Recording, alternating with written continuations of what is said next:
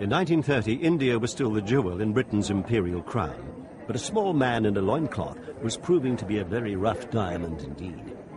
Mohandas Gandhi, rebel and holy man, was organizing the vast masses of India in an unprecedented resistance movement. There was no hint of it early on when, after a privileged life in India, Gandhi had studied law in Victorian London. Serving as a correspondent in the Boer War would help change his life. He gave up a wealthy law practice to work in South Africa for £1 a week, fighting discrimination against Asians. Here he developed the tactic of passive resistance that 20 years later he would exploit so brilliantly in India. For back in his homeland, he soon became a national figure of almost mythic authority. He abandoned European dress and identified himself with India's poor. He also took on the British Raj itself, demanding freedom for India's teeming masses. But now, in 1930, those masses were being mobilized. Gandhi had called for a march to the sea to protest the salt tax, and his people responded. They set out from every corner of India, simple peasants and fierce tribesmen, from the river plains and from the towering mountain country. When rioting broke out, troops had to be called in, and the British had to appeal to Gandhi to help restore order. It was a pattern that would repeat itself throughout the 1930s.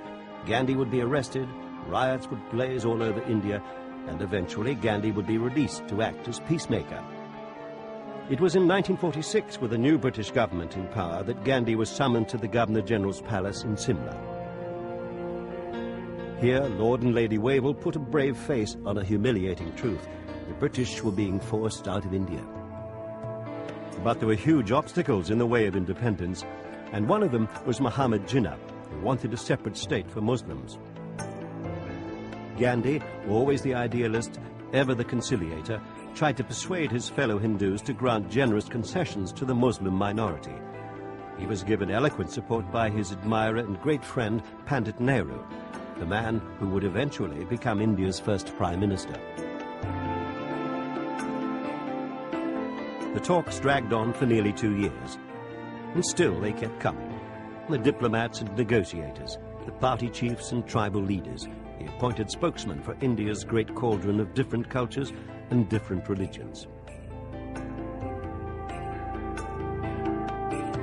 There were ministers from Britain's new Labour government trying to unravel a mess that was not of their making. But for all the handshakes, there would be no real meeting of minds. The split would remain. When Gandhi learned that his beloved India was to be divided, he was heartbroken. When Hindu and Muslim groups attacked one another in a rage of disappointment, Gandhi began a fast in protest. The fast was the weapon he'd used against the British, and now he trained it on his own countrymen. As he neared death, emotional crowds implored him to stop, and in the end he did, but only when the fighting had ended. It would be the last heroic act in the life of the man they called Mahatma, the Great Soul. In January 1948, even as India was being reborn as an independent nation, he was assassinated by a Hindu fanatic who blamed him for the country's partition.